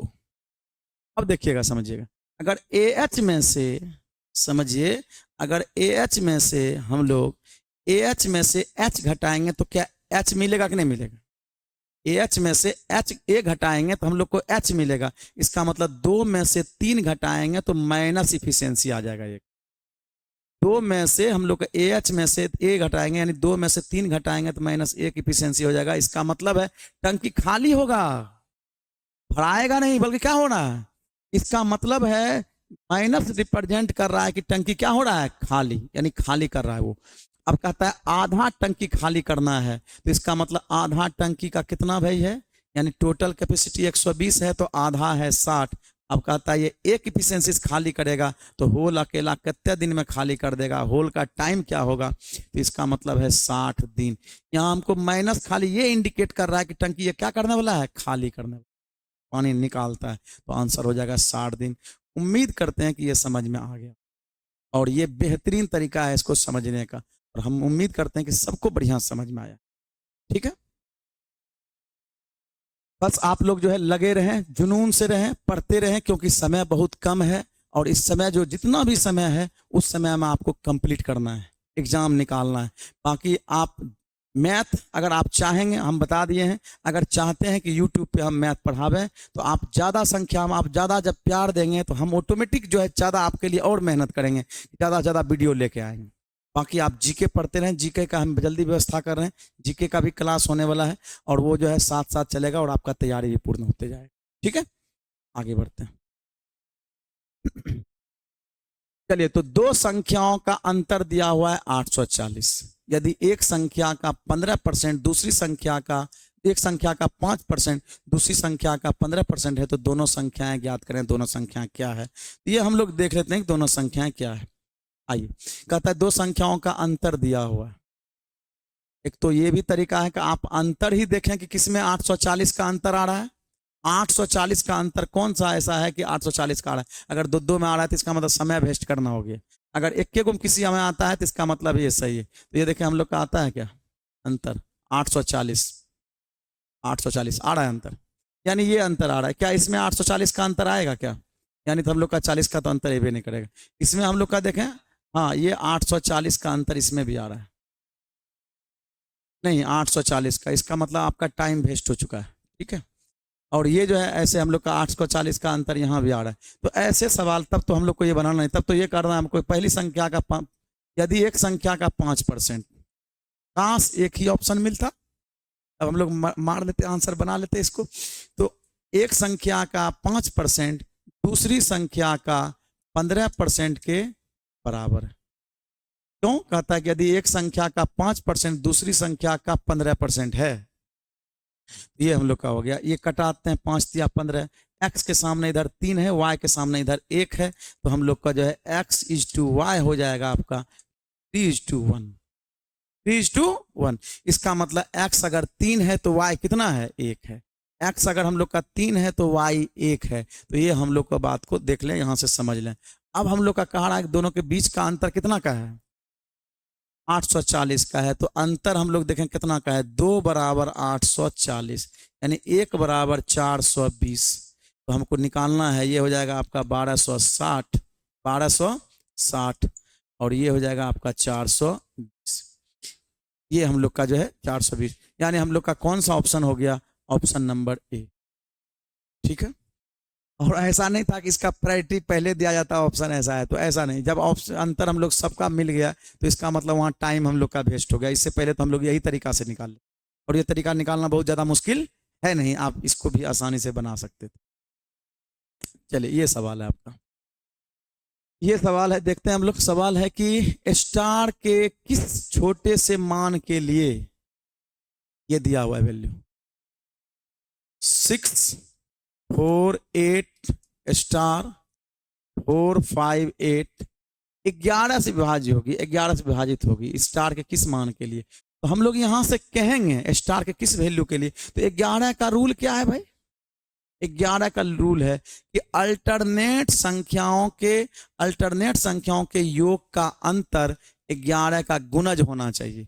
यानी अल्टरनेट संख्या के योग का अंतर 11 का गुणज या 0 शुरू होना चाहिए। अंतर 0, 11, 22 ये सब आना चाहिए। तो हम लोग देखते हैं, 8 4 12, 8 4 12 हो गया हम लोग का,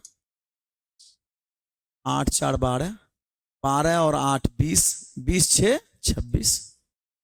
और फिर हम लोग देखें अल्टरनेट में, ये है 4 प्लस स्टार, ये 5 9, यानी 9 प्लस स्टार।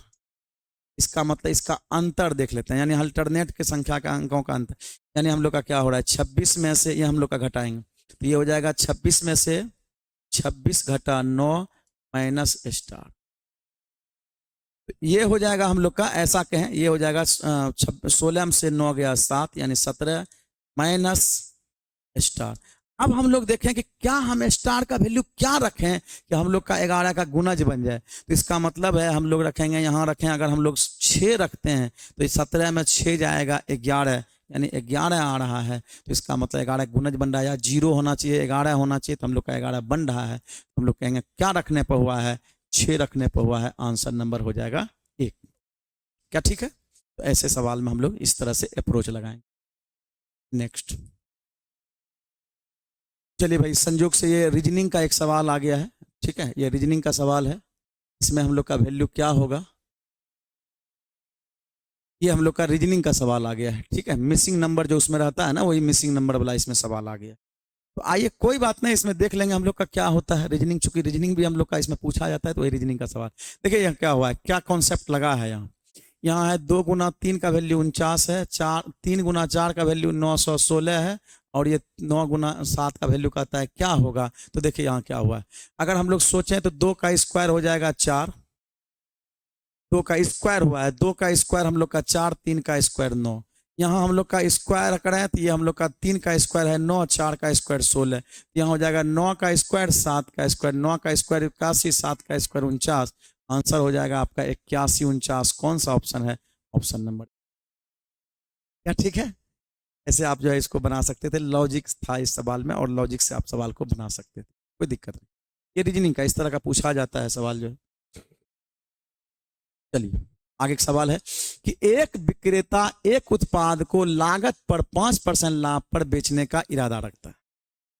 लागत पर 5% लाभ पर, ये देखिए, यदि लाभ 120 रुपया कम हो, देखिए लाभ 120 रुपया कम हो तो लाभ 3.5% हो जाता है, लाभ 3.5% हो जाता है। मतलब सब में लाभे लाभे लाभे का बात चला है। ठीक है, तो हम लोग अगर लाभ लाभ, ये तो सवाल और इस पे डिटेल से रहता है तो हम इस पे चर्चा करते। हालांकि ये सवाल बड़ी आसान सवाल है कि आप मान लीजिए क्रय मूल्य 100 है, इसका 5% लाभ होता है तो 5, पहले बाद में होता है 3.5% लाभ। तब कहता है पहले 5 रुपया लाभ होता, 5 यूनिट लाभ होता था, अब जो हो रहा है 3.5 यूनिट लाभ। पहले से कितना यूनिट कम लाभ हो रहा है, 1.5 यूनिट। यही 1.5 जो है वैल्यू है 120 का, यानी 120 जो वैल्यू है एक्चुअल में 1.5 यूनिट का वैल्यू है। 120 रुपया जो कम हो रहा था, ये जो कम बराबर कम 120 रुपया जो वैल्यू है एक्चुअल में 1.5 यूनिट का वैल्यू है। तो हमको कहता है उत्पाद का क्रय मूल्य बताइए, तो क्रय मूल्य हम माने हैं कितना 100, तो 100 का वैल्यू हमको चाहिए। ये पॉइंट उड़ा दें, एक और 0 ऊपर चल जाएगा। ठीक है, और 15 से कट जाएगा, 15 8 है 20, 7 से 8 बार में आंसर हो जाएगा 8000 रुपया। 8000 रुपया कहीं ऑप्शन है? ठीक है, ऑप्शन नंबर ए। ठीक है, ऐसे सवाल को ये अप्रोच लगा के बना लेंगे और सवाल जल्दी से बन जाए। उम्मीद करते हैं कि ये समझ में आया होगा आपको। चलिए ये सवाल है भाई, क्या सवाल है देखा जाए। 15 लड़कियों के रुपये का औसत, 15 लड़कियों के रुपये का औसत 50 रुपये है। जब 3 और लड़कियां जुड़ जाती है, जब 3 और लड़कियां जुड़ जाती है तो औसत 3 रुपये बढ़ जाता है, औसत 3 रुपये बढ़ जाता है। तो नई तीनों लड़कियों का रुपयों का औसत क्या है। तो पहले इसको हम थोड़ा ट्रेडिशनल बताते हैं, क्योंकि आप नया चीज बताएंगे तो आपको थोड़ा सा दिक्कत हो सकता है, क्योंकि आप उसको नहीं जान रहे हैं, तो उसको चूंकि पूरा कॉन्सेप्ट बनता है, लेकिन आप उसको पहले थोड़ा सा हम ट्रेडिशनल बताते हैं, फिर आपको इसका शॉर्ट बताते हैं। ये देखिए, 15 लड़कियों के रुपये का औसत 50 रुपया है। 15 लड़की है, उसका औसत है 50 गुना, अभी तुरंत बोले थे संख्या गुना औसत योग होता है, यानी हम लोग का टोटल योग आ गया 15 × 5 = 75, 750 रुपया आ गया। अब कहता है कि जब 3 और लड़कियां आ गई, भाई लड़कियां हो कितनी गई 18, तब कहता है औसत 3 रुपये बढ़ जाते हैं, तो औसत भी हो गया 53, क्या नहीं 53। तो हम लोग का ये हो गया, देखिए कितना आ जाता है, 18 × 54 के 4, बाकी 5, 18 × 5 = 90, 90 × 5 = 95, ये हम लोग।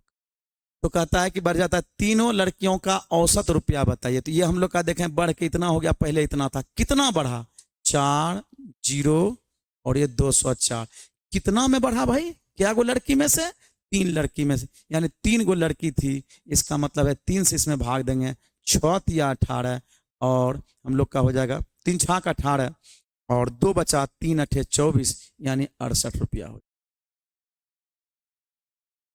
एक तो ये तरीका हो गया, ये ट्रेडिशनल तरीका हो गया। ठीक है। अगर एवरेज हमसे पढ़ेंगे तो ये सवाल को आप चंद सेकंडों में और जल्दी बना सकते हैं। कैसे, आप वो देखें। ये उम्मीद करते हैं तो ये तो समझने में कहीं कोई दिक्कत नहीं है।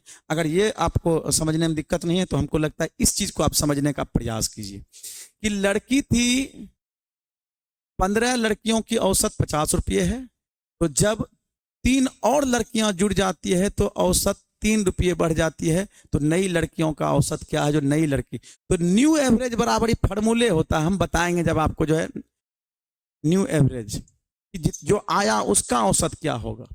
तो पहले से औसत दिया कितना है 50, आया और बढ़ गया, औसत देखिए बढ़ गया, तो बढ़ जाए तो लिखना है यहाँ प्लस, घट जाए तो माइनस, ये बताते हैं जब वो आप चीज जानिएगा तब। आया बढ़ गया प्लस, पर आया जितना ओल्ड एवरेज प्लस वर्तमान में व्यक्तियों की संख्या कितना है, अभी पहले था 15, 3 बढ़ गया यानी 3 लड़की और बढ़ गई, तो अब लड़की हो गया कितना 18। औसत में अंतर कितना का बढ़ा, 3 का। आया गया क्या गो, 3 गो, यानी इसका मतलब 3 से 3 कटा दीजिए, 50 और 18 हो गया कितना 68। ठीक है, ऐसे सवाल को बना सकते हैं और आसानी से आप सवाल को बना सकते हैं। हाँ, ये इस पे जो हम अलग से पढ़ाएंगे, इस पे जो क्लास चलता है तब आपको ये समझ में आएगा, नहीं तो अभी किसी बताएंगे तो आपको समझ में नहीं आएगा। इस पे बहुत सारा सवाल प्रैक्टिस करवाते हैं, कम से कम 30-40 को 50 को, तब उस पर समझ में आता है। इस पे बहुत सारा सवाल आसानी से बन जाता है, लोग तब तक सोचते रहता है और उसका आंसर निकल जाता है। चलिए, ये सवाल है आपका कि एक आदमी ने 10% एक आदमी ने 10% साधारण ब्याज की दर से 300 रुपया उधार लिए। उसने एक साल के अंत में 60 रुपये भुगतान किए। एक साल के अंत में 60 रुपये भुगतान किया, कहता है दूसरे वर्ष के अंत में अपना बकाया चुकाने के लिए वह कितना भुगतान करेगा, ये बताइए। तो ठीक है, एक आदमी ने 10% साधारण ब्याज की दर से 300 रुपया उधार लिया, यानी मतलब है मूलधन है 300 रुपया, 10% की दर से 1 वर्ष का ब्याज निकाल लेते हैं। आप अगर चाहें तो मिश्रधन भी डायरेक्ट निकाल सकते हैं। मूलधन होता है 100, मिश्रधन है 10%, 1 साल का निकालना 10%, तो यानी हम लोग कह सकते हैं 110 यानी 1.1, ये निकालेंगे डायरेक्ट आपका मिश्रधन आएगा। मिश्रधन मतलब मूलधन प्लस ब्याज, यानी 10% निकालते हैं सिर्फ ब्याज निकलेगा, और अगर समय 2 बार रहता डायरेक्ट तो 10 दूनी 20 करते हैं, लेकिन 1 साल है, क्योंकि हम बताए हुए हैं ब्याज, साधारण ब्याज का भी आपको वीडियो भी बनाए हुए हैं लाइव क्लास में, आप जो वहाँ भी जाके देख सकते हैं, जब हम बताते हैं कि आप डायरेक्ट अगर मिश्रधन निकालना चाहते हैं तो डायरेक्ट बढ़ सकते हैं, 1.1 करेंगे यानी ये आ जाएगा 330 रुपया, ये मिश्रधन हो गया। अब इसमें से कहता है उसने 1 साल के अंत में 60 रुपया चुका दिया, लीजिए इसमें से 60 रुपया चुका दिया। अगर इसमें से 60 रुपया चुका दिया तो बचा कितना, 270 रुपया, 270 रुपया बच गया। अब कहता है वह दूसरे वर्ष के अंत में बकाया चुकाने के लिए उसे कितना भुगतान करना पड़ेगा। दूसरा वर्ष में जो अगर 300 जो रुपया लिया था उसका ब्याज सही तक अगर वो चुकाना चाहता है तो कितना बढ़ेगा, तो इसका मतलब 270 रुपया हुआ था, और वो जो है 10% की दर से ब्याज रेट 10% है, तो अगला फिर हम लोग 1 साल तक बढ़ेंगे, मिश्रधन देखिए कितना हो जाएगा, क्योंकि मूलधन प्लस ब्याज दोनों चुकाएगा, तो ये हम लोग का यहाँ से पॉइंट उड़ा दें, ये हो जाएगा 0। तो ये देखिए 7 का 7 हो जाएगा, 11 से गुना करने का नियम है, 7 2 9 हो जाएगा, और ये 2 एकम 2 हो जाएगा, 297 रुपया उसको चुकाएगा, यानी 297 रुपया दे के वो रुपया क्या कर देगा, खत्म कर देगा, यानी आंसर हो जाएगा ए नंबर। क्या ठीक है, तो ऐसे सवाल को आप आसानी से बना सकते हैं। कोई कोई ऐसा करेगा 300 का 10% निकालेगा, मतलब 30 रुपया वो हो गया, 300 रुपया पहले 30 रुपया बाद में, इसका मतलब 330, उसमें से 60 रुपया निकाल देगा, 270 बचेगा नहीं। अब फिर क्या करेगा, फिर 270 का फिर 10% निकालेगा, 27 रुपया आएगा। 27 को फिर जो हम लोग का क्या करेंगे, 270 में 27 जोड़ेंगे तो 289, क्योंकि वो ब्याज तो सही चुकाएगा, मूलधन का तो जो बचा हुआ है उसका ब्याज भी चुकाएगा, तो आंसर हो जाएगा इतना। चलिए, ऐसे सवाल को देखा जाए भाई कि 2 5 10 का कहता है कि 2/4 है, 5/6 है, 10/8 का लॉस ऑफ पॉ कहता है क्या हो। तो आप देख सकते हैं ऐसे सवाल को भाई, एक तो ये कर सकते हैं आप कटा भी लीजिए, नहीं हो कटाइए तो कोई दिक्कत नहीं है, आप रहने दीजिए फ्रैक्शन में ही, और जब बहुत हार्ड रहे तब कटाना, नहीं तो कोई दिक्कत नहीं। अगर लॉस ऑफ पॉ के आपको ये बात जानिए कि A/B, C/D, E/F, अगर इसका हमको कभी एलसीएम पूछ दे तो ऊपर वाला का होता है एलसीएम, यानी ए हम लोग कहते हैं एलसीएम ऑफ ACE बटे HCF of B B D F. यानी अगर आपको एलसीएम पूछे ऐसे सवाल में तो ऊपर वाला का एलसीएम और नीचे वाला का एचसीएफ, और अगर एचसीएफ पूछे तो ऊपर वाला का एचसीएफ और नीचे वाला का एलसीएम। बहुत इंपॉर्टेंट इस तरह का सवाल होता है और जो ये सवाल एग्जाम में पूछता ही है। ठीक है, तो ये आपको पता होनी चाहिए। आइए देखते हैं भाई क्या हो रहा है सवाल। तो हम लोग यहां से कह पाएंगे इस सवाल में, इस सवाल में कह पाएंगे यहां से हम लोग कि अगर ऊपर वाला का तो चाहिए हमको एलसीएम, भाई एलसीएम पूछ रहा है तो ऊपर वाला का एलसीएम चाहिए, तो एलसीएम क्या हो जाएगा, एलसीएम क्या हो जाएगा हम लोग का। तो देखिए सबसे बड़ा क्या है 10, 10 में 5 भी है 2 भी है, इसका मतलब एलसीएम 10 से हो गया। एचसीएफ जो सब में कॉमन है, सब में कॉमन है, जिसमें सब में जिसे भाग लगता है, तो इसका मतलब 2 ऐसा है जो सबसे में भाग लगता है, 2 2 2 सब में है, तो इसका मतलब 2।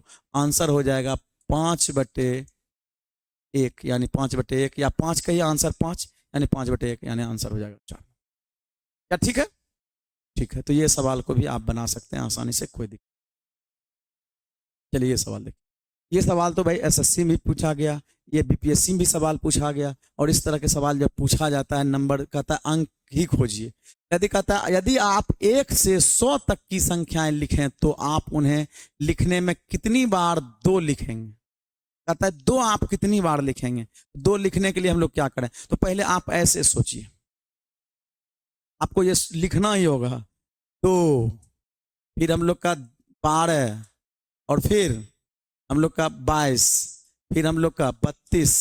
इस तरह से आप जाएंगे तो आपको 10 नंबर मिलेगा। आप देख ले सकते हैं, काउंटिंग कीजिएगा तो ये 10 नंबर मिलेगा। ये कोई भी नंबर अगर लेके पूछे ना कि शुरू से लेके अंत तक में, अगर 1 पूछे तो 1 भी 10 बार जाएगा, 2 पूछे तो 2 भी 10 बार जाएगा। बशर्ते थोड़ा सा और एक बात ध्यान रखना है, 11 बार जाता तब, जब ये हम लोग का अभी काउंटिंग दूसरे लाइन में करेंगे तब आपको ये पता चलेगा। तो आप ऐसे देख सकते हैं 42 है, ये आपका जो है 52 है, 62 है, 72 है, 82 है, 92। अब तो हम लोग आगे लेना नहीं है, तो हम लोग देखें 2 कितने बार आया, 1 2 3 4 5 6 7 8 9 10। हम सिर्फ इकाई अंक लिए हैं, इकाई अंक वाला लिए हैं, दहाई अंक वाला भी नहीं लिए हैं हम लोग। तो ये देखिए यहाँ से, तो ये तो हो गया 10 जो इकाई अंक में हो रहा था 2 जो है। अब दहाई अंक में हम लोग लेते हैं कि मतलब दहाई अंक में कौन कौन आता है। जैसे हम लोग शुरू करेंगे 20 में आएगा 20, 21, 22, 23, 24, 25, 26, 27, 28, 29। ये देखिए अब हम लोग इधर से काउंटिंग करें 1 2 3 4 5 6 7 8 9 10, मतलब इधर भी 10 और 10 और 10 कितना 20, यानी टोटल जो हम लोग का 2 जो यूज हुआ है कितने बार हुआ है 20 बार। क्या ठीक है 20 बार। और ऐसे सवाल को आप इसी तरह, और ये लाइन में जब भी इकाई अंक पर पूछे तो इकाई अंक का आप ध्यान रखा कीजिए 10। कभी कभी 1 को पूछ सकता है, कभी कभी 2 पूछ सकता है, कभी कभी 3 पूछ सकता है, क्योंकि ये सवाल बहुत हॉट सवाल है और ये सवाल एग्जाम में आते रहता है। बिहार एग्जाम हो, बिहार बीपीएससी हो, या इस तरह के एग्जाम में आते रहता है, आपको पता होनी चाहिए। बाकी हम लोग इस तरह से भी नंबर को देख लिए। चलिए अगला सवाल नेक्स्ट है, कहता है कि सेब की कीमत 6 रुपये प्रति नग, प्रति नग, नग को मतलब हम लोग का जो है ये दिया हुआ है, यूनिट दिया हुआ है उसका 6 रुपये प्रति नग है, और आम की कीमत 5 रुपये प्रति नग है। एक्स इन फलों पे 42 रुपया खर्चा करता है। कहता है खरीदे गए सेब की संख्या क्या होगी। अब देखिए ये हम लोग का कह सकते हैं 6 रुपये प्रति नग। मान लिए एक नग का कीमत जो है 6 रुपया है, एक नग का प्रति नग, तो ऐसा ऐसा मान लिए हम लोग का जो है x गो नग रहा होगा 6x, और ये हम लोग का 5 रुपये, ये हम लोग का सेब है एप्पल का, और ये फिर हम लोग का मैंगो है। मैंगो कितना है भाई 5 रुपये प्रति है, ये y हम लोग मान, और कुल इसका दाम जो है 42 रुपया दिया है। इसका मतलब है हमको ये बिल्कुल मानना भी नहीं था कि हम लोग का क्या होगा, ऐसा हमको मानना भी नहीं था। ठीक है, कि अगर नहीं भी मानते तो कोई बात नहीं, आप ऐसे सोचिए हमको ये लाना है कि पूर्णांक में नंबर बनाना है हमको 42। हमको क्या रखना होगा यहाँ वैल्यू, इसका वैल्यू क्या क्या गो संख्या रखें, और इसका क्या गो संख्या, आम का कितना संख्या रखें, ताकि हमको योग करके 42 आ जाए। तो आप ऐसे सोचिए कि भाई इसका वैल्यू हम लोग रखें, यानी हम लोग का कहेंगे 42 आना, यानी 2 आना चाहिए इकाई अंक में। तो इसका मतलब 6 दूनी 12, यानी x का वैल्यू हम पुट करते हैं 2 और y का वैल्यू हम लोग पुट करते हैं कितना, हम लोग पुट करते हैं 6। तो इसका मतलब 6 पंचे 30 और ये हम लोग का 6 दूनी 12, हम लोग का 42 आ गया। अगर आपको ऐसा नहीं समझ में आया तो भी कोई बात नहीं है, आप क्या कर सकते हैं, आप ऐसा भी कर सकते हैं। आप तो ऐसा डायरेक्ट पुट करके बना ही सकते हैं। अगर ये समझ में नहीं आया तो कोई बात, आप इसको ऐसा कर लें। हमको क्या चाहिए भाई, हमको चाहिए सेब की संख्या। सेब माने हैं ऐसा, तो 5y बराबर हम लोग कर सकते हैं 42 माइनस 6x। y बराबर हो जाएगा, y हम लोग माने हैं एप्पल, ये हम लोग का मैंगो को, तो ये हम लोग का कर लें भाई, ये हो जाएगा 42 माइनस 6x बटे 5 हो जाएगा। आप ऐसे देखिए तरीके से, आपको एक तरीका से खोज रहा है, तरीका से ये ऐसा देखिए, हम यहां करें कि x का वैल्यू क्या रखें कि 5 से पूरा पूरा क्या हो जाए, कट जाए। तो हम x का वैल्यू पहले 0 रखते हैं तो 5 से नहीं कटेगा। x का वैल्यू हम लोग 0 रखे, नहीं कटा। x का वैल्यू हम लोग 1 रखे तो इसका मतलब फिर भी 5 से नहीं कटेगा। x का वैल्यू हम लोग 2 रखेंगे, कट जाएगा। 6 दूनी 12 और ये हम लोग का 30 आएगा, ये हम लोग का 2 5 से कट जाएगा। तो इसका मतलब है x का वैल्यू क्या रखने पाया, 2 रखने पाया। तो हम लोग का यहाँ 2 पूछ रहा है, ना कि हमको y पूछ रहा है। y नहीं पूछ रहा है, y पूछता तो हम लोग उसके अनुसार सोचते, तो आंसर हो जाएगा 4। क्या ठीक है, ऐसा भी आप सोच सकते हैं। अगले सवाल की ओर बढ़ते हैं। चलिए ये सवाल है, ये है आपका 4 पे पावर 3.5 अनुपात 2 पर पावर 5। ठीक है, 2 पर पावर 5। ये देखिए 2 पर पावर, इसको हम लोग लिख सकते हैं 2 पर पावर 2 और ये इस पे पावर है 3.5 अनुपात 2 पर पावर 5। अब ऐसा समझें कि इसको हम गुना करते हैं तो 2 पर पावर हो जाएगा 35 दूनी 70 यानी 7.0 या 7 हम लोग लिख सकते हैं अनुपात 2/5। ये देखिए कि दोनों रेशियो में अगर कुछ कटे कॉमन होके तो हम कटा भी सकते हैं, तो इसको लिख सकते हैं 2 पर पावर 5 गुना 2 पर पावर 2 लिख सकते हैं अनुपात 2 पर पावर 5 और ये इससे कट जाएगा। इधर 2 पर पावर 2 बचा और इधर बचा हमको 1 बचा, यानी 2 पावर 2 मतलब 4 अनुपात 1 हम लोग ऐसा लिख सकते हैं। क्या ठीक है ना, ऐसे करके बनाएंगे आंसर बन जाएगा, आंसर हो जाएगा 1। क्यों, ये पावर पर पावर जो हम गुना लिखे, आप जानते हैं a पर पावर m है और इस पे पावर n हो तो हम लोग a पर पावर mn करते हैं, यानी पावर पावर क्या हो जाता है, गुना हो जाता है। तो ये आप इस बात को समझेंगे। ठीक है, एक बात दोस्त बताते जाते हैं हम साथ साथ कि आप इस बात को भी समझिए, जैसे हम ये पढ़ा रहे हैं, अगर आप इसको अमल में नहीं ला रहे हैं, आप इसको बार बार चीज को बना नहीं रहे हैं, आप जो है प्रैक्टिस नहीं कर रहे हैं, तो आपको इससे कोई फायदा नहीं होगा।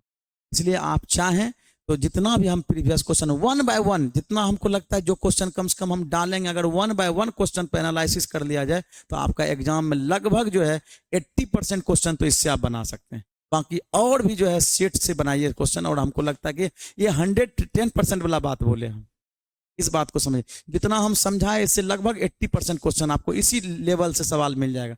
बाकी आप इसके और सेट मार मार के जो है आप इसको मैथ को अच्छा कर सकते हैं, कोई दिक्कत नहीं। 1 बाय 1 क्वेश्चन पे एनालिसिस कीजिएगा, आपकी कैसे कैसे हम बताए हैं सवाल आप बनाएंगे और आराम से आपका जो है बनेगा, कोई दिक्कत।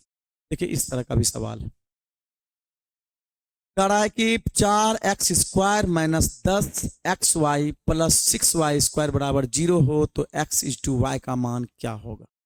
ऐसे सवाल में आप हिट एंड ट्रायल मेथड लगाइए कि ऑप्शन से पुट करें, तो ऑप्शन से हम पुट करें और सवाल बन जाए x y का, यानी x अनुपात y है तो x का वैल्यू हम लोग रेशियो में यहाँ पुट करते हैं।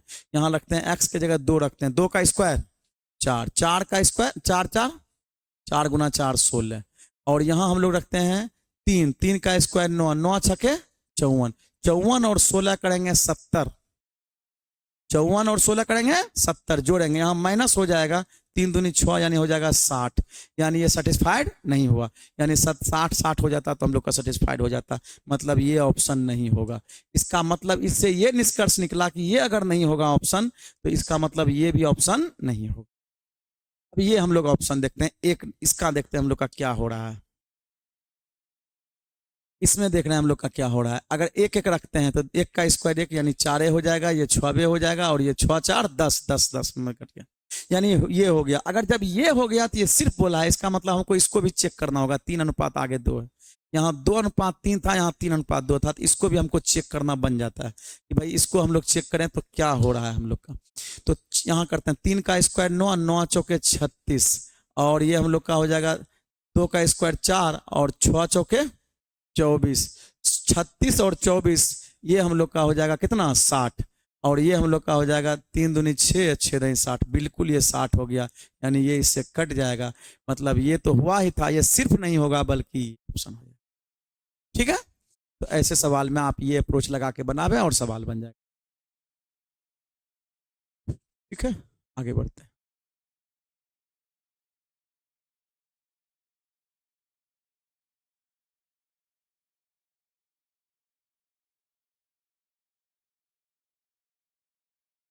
चलिए अगला सवाल है, भाई मान लीजिए कि 1+1/5 प्लस 1/5 का स्क्वायर प्लस 1/5 का क्यूब दिया हुआ है। इसका ये तो सीधा सीधा एलसीएम वाला बात है, इसमें ज़्यादा कोई सीरीज नहीं गया है कि हम लोग सीरीज पे सोचेंगे। ये डायरेक्ट जो है ऑप्शन मतलब एलसीएम लीजिए और बन जाएगा। ये सबका एलसीएम ले लीजिए आप, नीचे वाला का देखिए, नीचे वाला का एलसीएम लेंगे तो क्या हो जाएगा, हाईएस्ट पावर क्या है 4 पर पावर 3, और ये 5 क्या सब में है क्या, इसके नीचे में कुछ नहीं, तो हम लोग ये जो है मतलब एक है तो हम लोग का एक है, यानी इसका मतलब एलसीएम हो गया, जो कॉमन है वो भी और जो ना कॉमन है वो भी, तो हाईएस्ट नंबर वाला ले लेते। 5 सब में था वो और 4 पे है ये था। अब ये तो हम लोग भाग देंगे तो ये पूरे पूरे ये उतर जाएगा,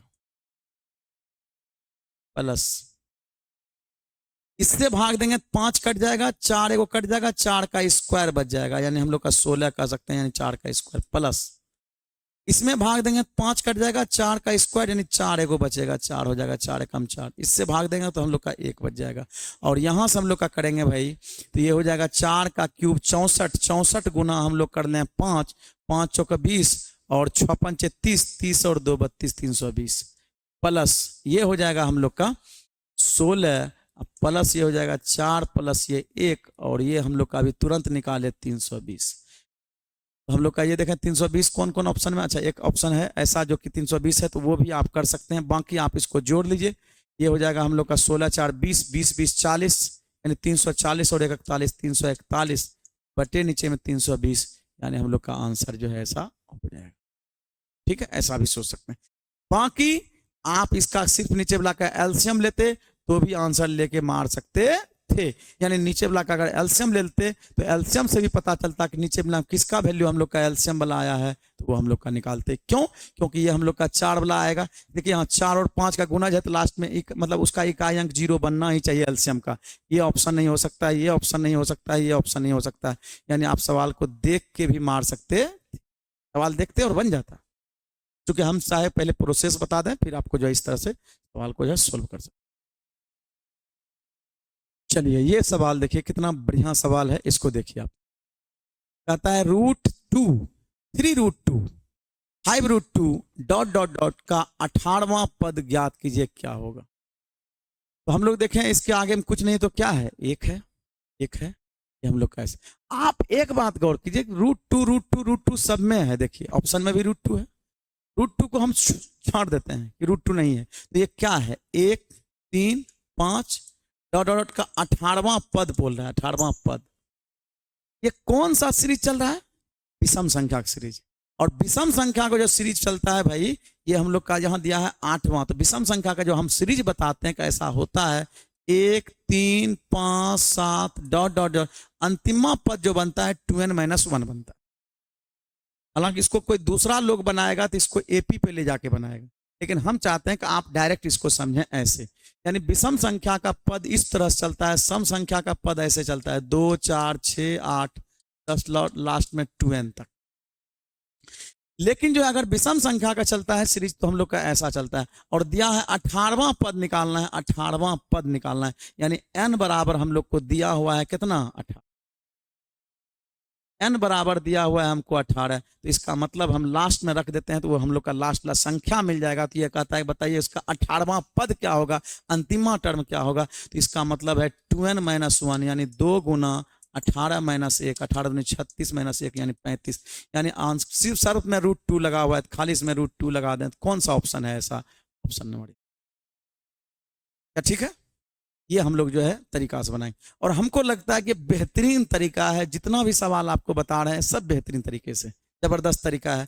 अब बस सिर्फ आपका कमी है कि आप ग्रुप में ज़्यादा से ज़्यादा शेयर करें, ताकि हम जो है यूट्यूब पे जो है आपके लिए जो है हमेशा वीडियो जो है लाते रहें। चलिए, तो ये सवाल है भाई, इसका लॉस ऑफ पॉ निकालना है कि इसका लॉस ऑफ पॉ क्या होगा, इसका एलसीएम क्या होगा। तो हम लोग देखें, एलसीएम ऐसा कहते हैं हम लोग, एलसीएम में ऐसा होना कि इसमें सबका भाग होना चाहिए। तो सबसे हाईएस्ट पावर इसमें क्या है?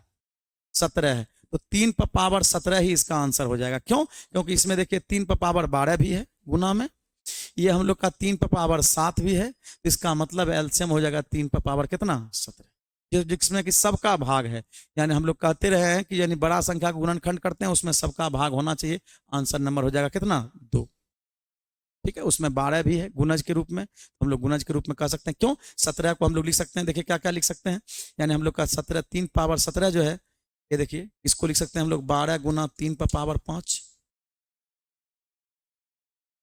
जोड़ेंगे 17 बन जाएगा। देखिए 3 पावर 5 इसमें, 3 पावर 12 इसमें है कि नहीं है? अब 3 पर पावर 7, 7 को लिख सकते हैं, 17 को 3 पावर 10 गुना 3 पर पावर 7 भी लिख सकते हैं, यानी 7 है इसमें। तो इसका मतलब है देखेंगे और आंसर क्या करेंगे, ठीक है, टिक कर देंगे। अगला सवाल कहता है निम्न में से सबसे बड़ी भिन्न कौन सी है? सबसे बड़ी भिन्न, तो सबसे बड़ी भिन्न हमको देखना है। तो पहले तो ये देखें, ये 4 है, ये 6 है, ये 7 है, ये 7 है, यानी जो है कंपटीशन इसी दोनों में है, ये दोनों कंपटीशन से बाहर है नहीं, क्योंकि ये दोनों तो छोटे हो गया, क्योंकि पूर्णांक में हम पूर्णांक संख्या 4 है, ये 6 है, तो ये तो छोटा ही हो गया, यानी ये दोनों को हमको देखना है, ये दोनों को देखना। इसमें भी क्या है कि ये दोनों सेम चीज है, ये दोनों साथ साथ क्या है, सेम है, बस इसको खाली फ्रैक्शन को खाली क्रॉस कर देंगे, जो बड़ा होगा वो बड़ा वाला हो जाएगा। तो ये हो जाएगा आपका 80 और ये हो जाएगा 9 7 63। इसका मतलब ये 80 वाला बड़ा है, तो निश्चित रूप से ये वाला बड़ा है, तो आंसर हो जाएगा 7.8/9 आंसर। हाँ, क्या ठीक है ना? तो इसमें हम लोग का क्यों, क्योंकि 2 गो तो कंपटीशन के बाहर सबसे बड़ा भिन्न पूछा, बाकी हम लोग का अलग अलग तरीका होता है सवाल को बनाने के, जैसा सवाल पूछता है वैसा सवाल जो है हम लोग जो उस तरह से बनाते हैं। ये सवाल इसी तरह से पूछा है, तो इस सवाल को इसी तरह से आप बनाइए। चलिए, ये सवाल जो है आज का लास्ट सवाल है संभवतः, और हमको लगता है कि अभी तक का आपको वीडियो अच्छा लगा होगा। और इसका सॉल्यूशन देखिए, इसका सॉल्यूशन हम लोग कैसे कर सकते हैं इस सवाल को। ये दिया हुआ है आपका 2.002, और ये देखिए नीचे में सेम चीज है, सेम चीज है, कुछ नहीं है। इसका क्या करें आप, जब भी पॉइंट ऊपर नीचे रहा करे तो आप क्या कीजिए, ये पॉइंट नीचे वाला उड़ा दिया कीजिए, ऊपर में जाएगा हम लोग का 100, इसका पॉइंट उड़ा देंगे, ऊपर में जाएगा 1 0 यानी 10। तो ये क्या होगा, ये जो गुना होगा 100 से, पॉइंट इधर खिसकेगा, यानी पॉइंट यहाँ खिसके, बाकी हम लोग का ये देखिए पीछे से हो जाएगा कितने अंक में, हम लोग का देखिए यहाँ से अगर गुना करें 100 से, 2 अंक पॉइंट खिसक जाएगा, यानी पॉइंट यहाँ आ जाएगा। इसका मतलब ये तो पूरा पूरा ऊपर नीचे कटेगा, कुछ नहीं बचेगा, 1 बचेगा, लेकिन 0.1 बचेगा। और यहाँ जो हम लोग का कट गया है, तो ऊपर में 10 बचा है, चूंकि 10 से गुना हुआ था, तो ये हम लोग का 10 बचा है। ये हम लोग का देखिए 0.1 है और ये 10 है, आंसर हो जाएगा 10.1, आंसर हो जाएगा आपका ए नंबर। यानी सजाने के लिए लिख दीजिए ताकि देखने में अच्छा लगे, ठीक है, आंसर नंबर ए। तो उम्मीद करते हैं दोस्तों आपको ये सेशन बहुत अच्छा लगा होगा, और हमको लगता है कि आप लोग का प्यार बना रहे, बस हम जो है लगातार आपके लिए जो है इसी तरह का वीडियो लाते रहेंगे, और भी बहुत ढेर सारा। ठीक है, धन्यवाद।